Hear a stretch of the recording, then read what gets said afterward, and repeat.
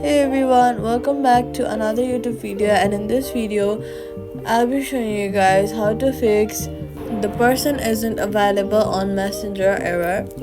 To fix this error, go ahead and open your chat and then go ahead and make sure this certain person has not blocked or deactivated their account. If they have not, go ahead and restart Messenger by swiping it up from the bottom of your screen and then swipe it away.